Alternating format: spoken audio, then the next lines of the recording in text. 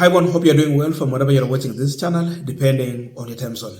Now, William Ruto has told our doctors and interns that we must live within our means, and therefore the only amount they can offer to them is 70,000 Kenyan shillings.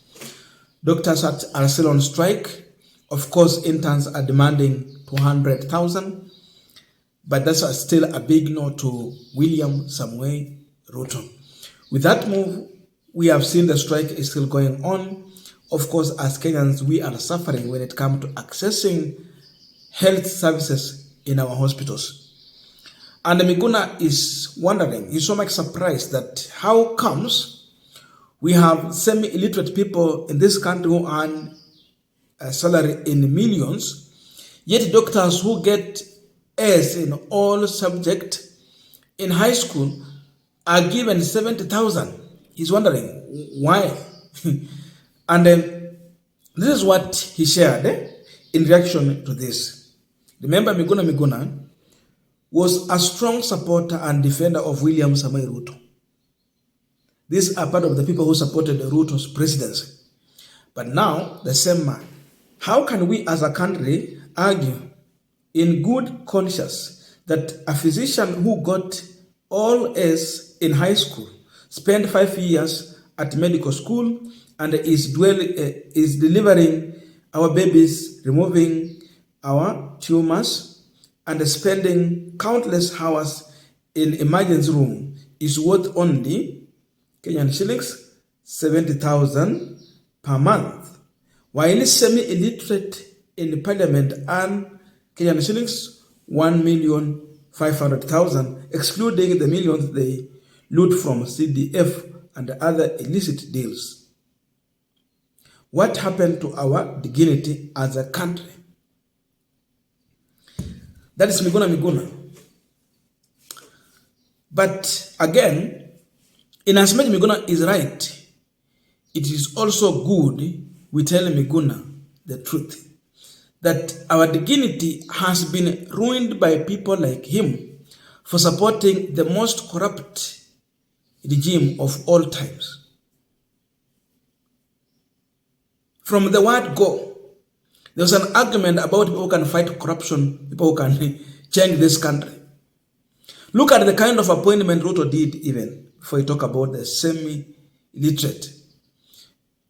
Some people give an appointment to serious ministries just because of the political mileage they have, but not the qualification they have to serve the ministry. That's the regime we are having. And this is what Miguna supported. In as much as right, he must know that he is part of the problem we are suffering because he rubber-stamped what we have today. He did not stop there. He's still arguing on the case of doctors. It's a tragic error to lay off physicians demanding their right in the midst of a health crisis. There is a threat from Susan Nakumita and the rest that they are going to fire doctors. Governors are also joining this, that they will fire doctors. Why? Because they are not performing their duty. They are busy protesting. They are busy striking. Remember, it is turning a month since the strike started in March 13. Miguna did not stop there again. He is still on the issue of doctors, and he has gone further to attack Atuoli. Atuoli was trying to defend William Ruto on Citizen TV at JKL Live. And this is what Atuoli had said. The 900 million being used to renovate Statehouse is not enough to pay doctors. Ruto is being sincere. A young president like him wouldn't like to see Statehouse in the same state Jomo Kenyatta left it. He's saying that Jomo Kenyatta was the first one in that Statehouse. So a change has to happen. So priority for Ruto is changing the environment in which you want to work, but not the environment of health workers and what they are demanding for. Atuoli is supporting that.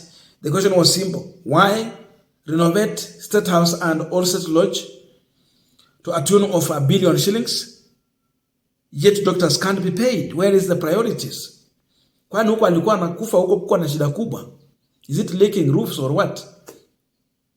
Those have been the questions. So Atwoli was defending William Ruto. Now a bombshell from Miguna. Why do Kenyans entertain this primitive orangutan?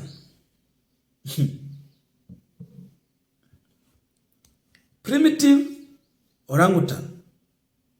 Orangutan is forest person, or we can say man of forest. I mean, what he means is that ni sawa na kumwita tu baboon when you don't want to say directly. So you can see how Miguna is so much pissed off by anyone who is supporting the regime which is against doctors. For him, doctors' cry should be heard and a solution should be found. That's why you see he's attacking people who are supporting the regime against the doctors. So in all this, you see Miguna.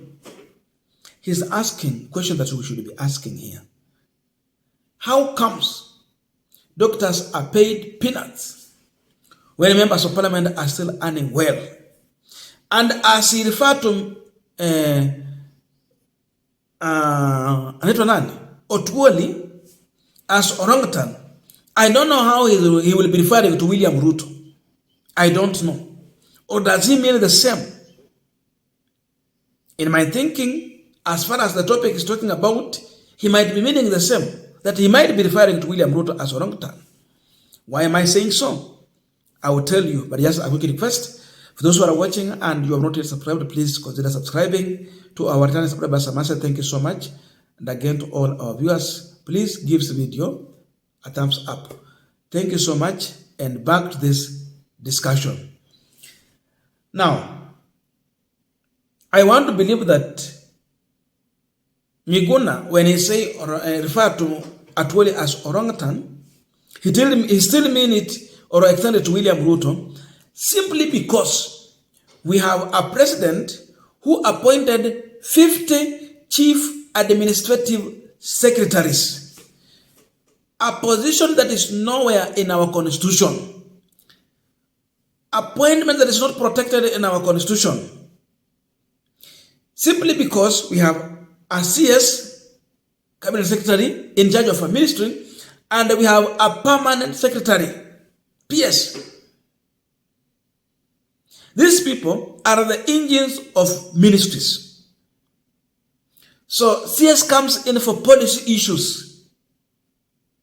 But we have people who are running these ministries and ministerial departmentals.